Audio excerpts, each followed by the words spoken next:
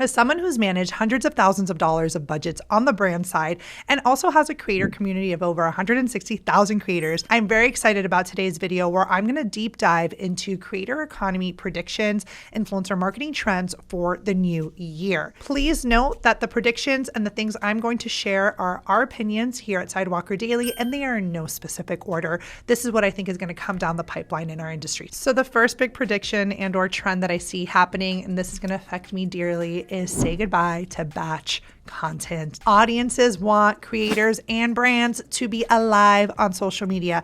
That means not batching months in advance and being out of touch with your audiences and your community. Now, does that mean that you can't batch evergreen style videos? Of course you can, but audiences expect you to show up, to be alive. Showing up is the bare minimum. You have to put energy into it daily versus batching your content ahead of time. Batching was a really big trend we saw about 2 years ago, but I think people that went down the batching route, their social media is not as strong as people who actually pour love and energy into their social every single day. As someone who also batches her content, I know that when we post live and when we are more, trending and talking about things that matter, and we're like feeding the energy of our content into our channel, it just does better. 2025 is also going to be the year that creators are going to be more respected and seen as professionals. We have seen creators in politics. We have seen creators in the media being quoted in the media. There's stats out there. I believe Sprout Social recently reported that 30% of people trust influencers now more than they did 6 months ago. Influencers are not just, on the sidelines. They are coming in to the media in ways that we have not seen or expected. Outside of just owning their own brands, they are getting media training. They're in podcast episodes. Like I said, they're being quoted. This is the year of the career influencer. Our company personally has seen a huge uptick in the amount of creators investing in proposal documents, in case study documents, in refined media kits, because they know that these are sales tools that they are able to create and then use to generate $10,000, $20,000 brand deals. So they are investing in themselves as businesses. They're treating themselves as professionals. They're hiring people. I mean, this is now truly becoming the year that creators are professionalizing and taking this from hobby to truly a business. And because of that, I cannot tell you my next prediction. LinkedIn, I think, is going to pop off in ways that we have not seen before, especially the creators and influencers I work with. They are posting on social, but now they're posting on LinkedIn. And guess what they're posting on LinkedIn? They're not posting the same stuff that they post on social. They're talking to brands over there. They're posting about their favorite brand partnership. They're using LinkedIn so strategically, it is wild. I think a big prediction is we're going to see all our professional creators, the ones that are making this as a full-time income, get more on LinkedIn, care about their LinkedIn profiles, optimize them, and use LinkedIn to help take their business to the next level from a monetary perspective. Today's trend report is sponsored by me, Sidewalker Daily. If you're a creator that wants to pitch to brands and you're ready to dive in head first, you want the blueprint, you want to be able to do this, I suggest you look into our Pitching to Brands Master Course. This is the most robust course you will find in the entire world. We're talking 30 hours of content from a video perspective. You're going to get my signature pitches, strategies that are not available anywhere else. You're going to have access to media kits and proposals and testimonials. We will teach you how to make money on paid brand deals, whether it's in the UGC world or the influencer world, YouTubers, TikTokers, Instagrammers, whatever, whether you're just starting out or you've been doing this forever. We've helped creators with 7,000 followers land 6-figure brand deals. We've helped creators with millions of followers be able to take one partnership and, close a $200,000 brand deal. There's nothing we haven't seen in this industry, y'all. From new creators who are just getting started to more advanced creators, we will support you in your pitching journey. So if that's something that sounds exciting to you, make sure you go ahead and check out our pitching program. And now let's jump back into the trend report. I think another big trend that I am seeing, at least in the creator community that I work with, my membership community, my coaching students, my Pitching to Brands Master Course students, whether it's in the Facebook group, on the one-on-ones that I'm doing, creators are getting just way more confident selling directly to their audiences. So for a very long time, influencers were afraid to sell. They were like, I don't want to. It feels ick. I don't like it, right? They didn't like to sell to their audiences. When I say sell, I mean direct sell, whether it's their own guides or their own PDFs. And that's why they would oftentimes do brand partnerships, because the brand is paying them, right? But now there's something happening. They're like, you know what? This is a business. So I got to diversify my income, right? Now, to be fair, 70% of a creator's income now is brand deals. This is the biggest way that creators are monetizing because when it comes to ROI of time, it's the best bang for your buck. Brand partnerships is how creators are making the most money, but we're seeing them less afraid to sell, whether it's for their brand partnerships, their affiliates, direct to consumer, they're leaning into it. Now, we had a conversation with my community the other day and people were still kind of like, oh, I don't want to, but they had that realization that if they don't do this, if they don't really learn how to get a little bit more intentional with selling, that they're going to fall through the wayside because people are now realizing this is a business. It's funny, I had a call just this morning with a creator who has like 200,000 followers and she kind of told me the same thing. I don't want to be posting all this sort of content, or sponsored content. How do I prevent that? And I said, really, there's two ways. Either you get higher paid brand deals so you can work with less brands, or the cost of losing that follower will not outweigh the cost you're getting from the brand partnership. So you may have to just be okay with losing some followers. And that may just be a mindset you have to kind of step into. And again, to each his own, but this is something that I did recognize is still a mindset. People are uncomfortable going online, but then the ones that are really making serious money, I'm talking $100,000 months, they're like, unfollow me, go for it. I don't care. I have this sponsorship with Samsung. I have this sponsorship with Allstate. This is a business. And if you want to unfollow us because that bothers you, see yourself out. I have seen that energy in the creators that I'm working with, especially the high level ones. This kind of comes with this whole confidence shift that I am seeing in the creator economy as creators because they're being more respected, because they're being brought into public facing roles, because creators are now truly seeing themselves as the business owners that they should be. They are more confident with saying no. Lowball offers, perpetuity clauses, strong exclusivity. Creators are walking away. They are not desperate.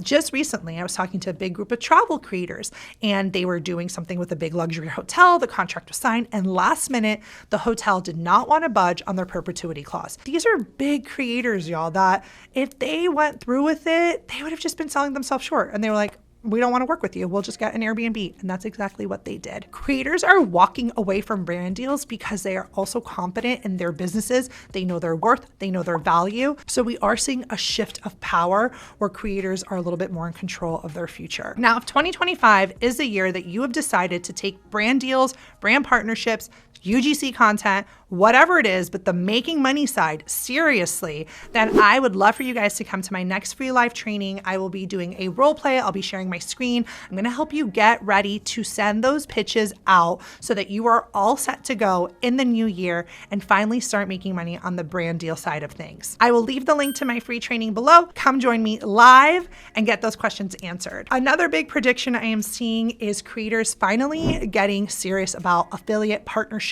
Affiliates are in for 2025. Now, one thing I do want to preface is when I talk about affiliate, I'm talking really about the creator who's already going to create content to ensure that they have affiliate links for said content. They're talking about specific products. I don't mean a creator not getting paid for a brand deal because the brand wants to pay you an affiliate. That is not what I'm talking about. So let me give you an example. A creator is doing a get ready with me and she's showing different products that she's doing or drinking or using or whatever. By not having affiliate links, it is a missed opportunity. That creator is using stuff, people want to go buy it, and she's not going to get a cut because she did not take the time to create those affiliate links. That is truly a big missed opportunity here. The idea is why not earn money on the things that you are going to recommend anyways? Again, she's going to do a get ready with me anyways. So why not take the time to create those links? Again, there are cases where brands come to you and they don't want to pay you. You were not planning on making this content. And now they're like, oh yeah, but we can give you an affiliate. No. That's not what I'm talking about. I'm talking about really setting yourself up for success in the affiliate space on content you would do anyways. Now, I do want to just, again, share stats because this is what lights me up is when I hear from real creators. Just today, that had a conversation with a creator. She sold in the last 30 days, $26,000 in Amazon revenue, total revenue.